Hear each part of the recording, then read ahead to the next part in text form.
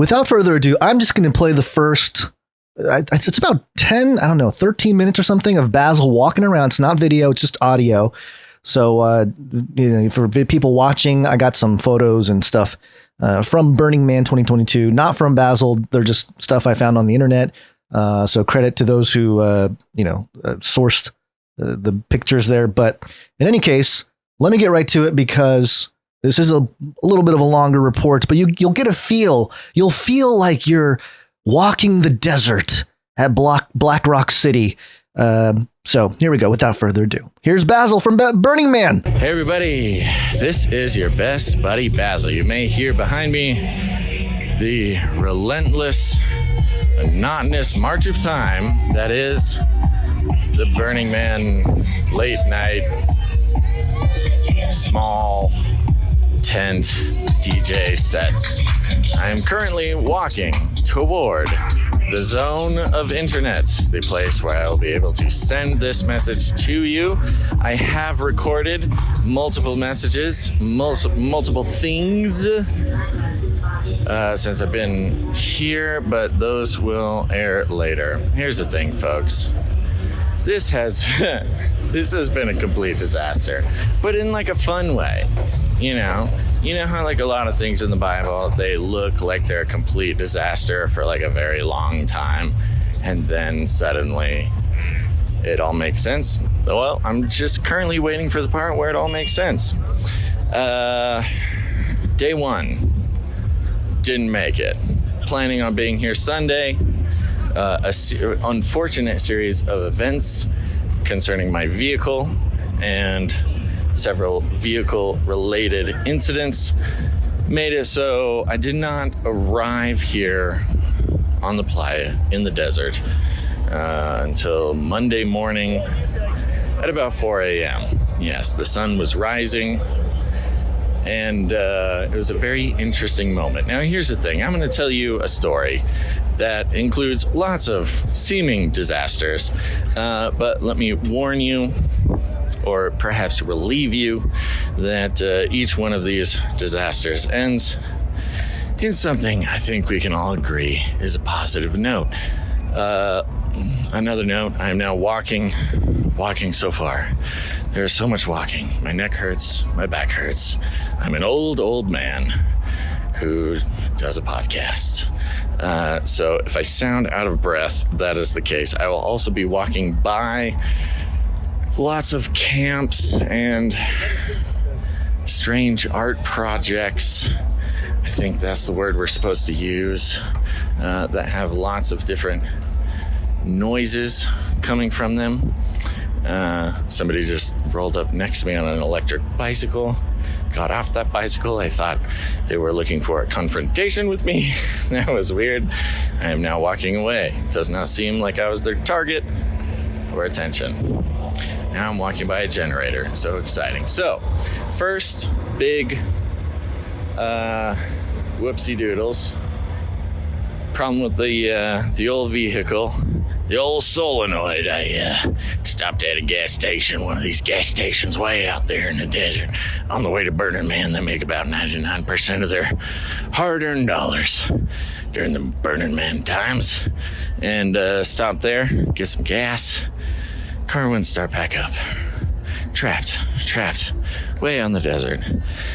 In a admittedly unfriendly situation where, not because the small town folk on the way out to Burning Man are not grateful for the business, is that when your vehicle gets stuck in the gas station, you are now holding up the line. That brings them, I don't know, let's call it $100 million per year. I don't know. So that was a big problem. Got threatened by a man in a very shiny vest that he was going to tow me. And this starts the first story in a pattern of disastrous events that end in some sort of cosmic benefit that is bigger than anything I could possibly comprehend. The man in the shiny jacket, very mad. Ooh, very mad that I was in his way, blocking the rest of his customers. slammed on my car door many times to show me just how emphatically he wanted me to move.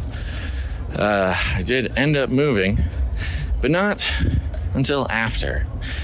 I ran into several individuals offering to help me push the vehicle, check the vehicle, fix the vehicle, while the man in the shiny vest was threatening to call the tow truck.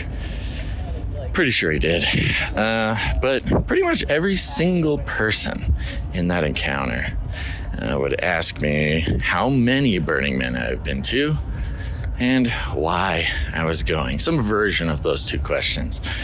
And I got to tell them in a natural way, which is rare for a podcaster, as our medium of expression is inherently unnatural.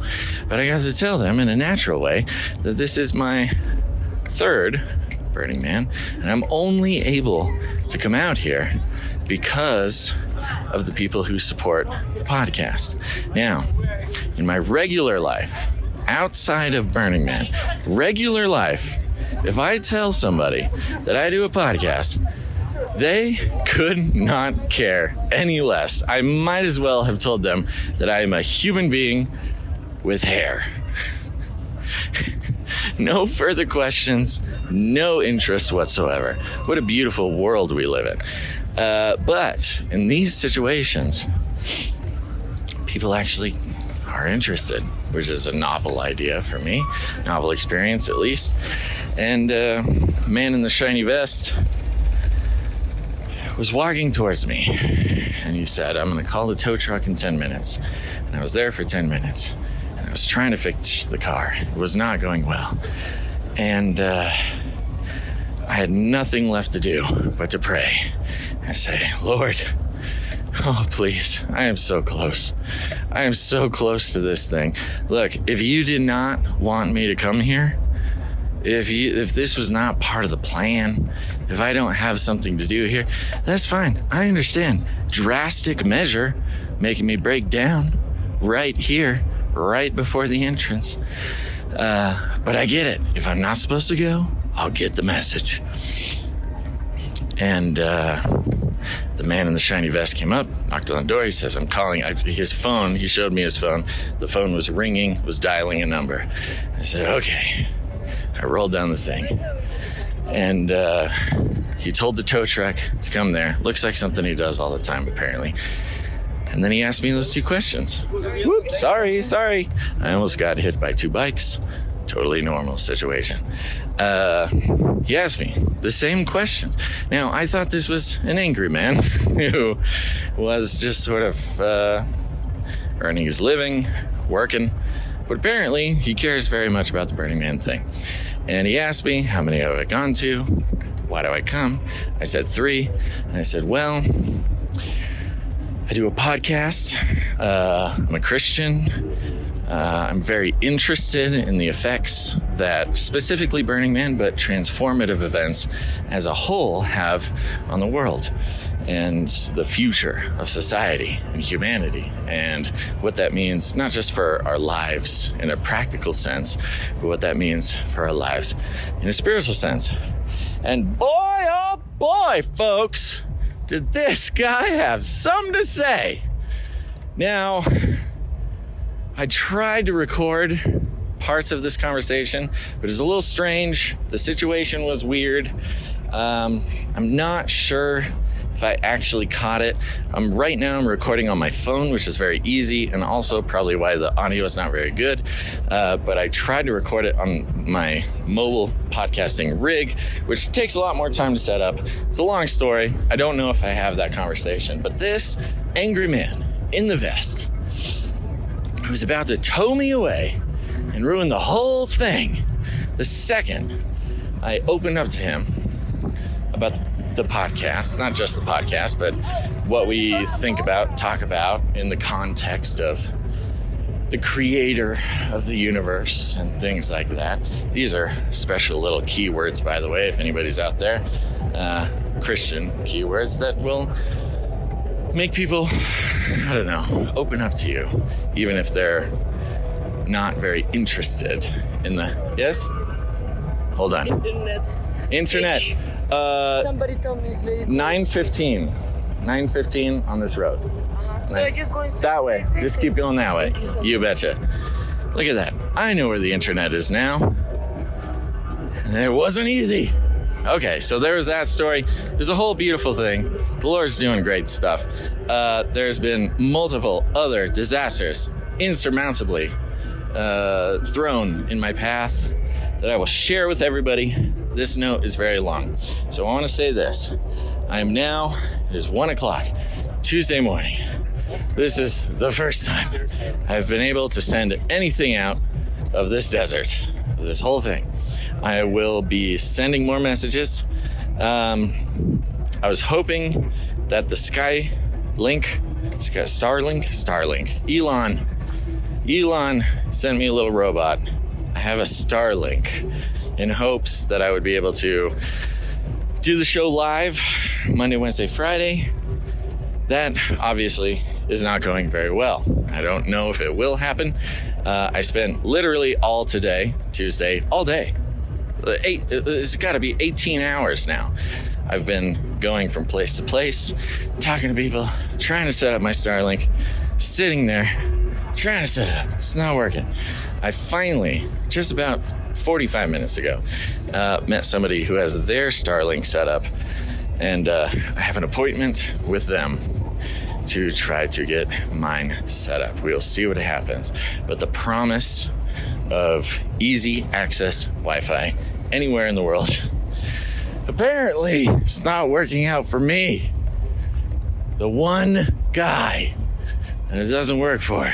Surprise, surprise. I don't know. We'll blame it on the lizard people. What else are we gonna do? So, everybody, thank you for supporting the show. Thank you for supporting this mission. I continue to struggle.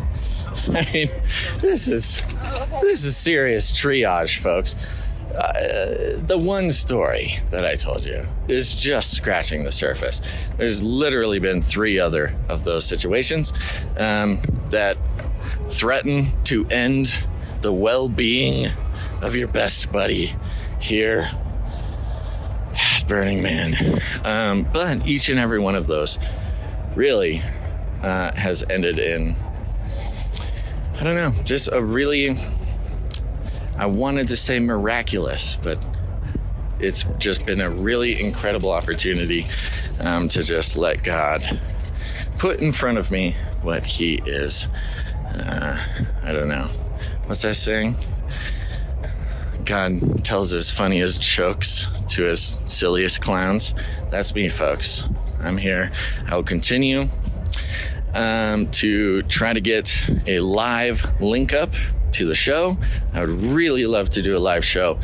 But until that happens, I'll continue to send these types of messages to Gons. This one is extremely long. I apologize.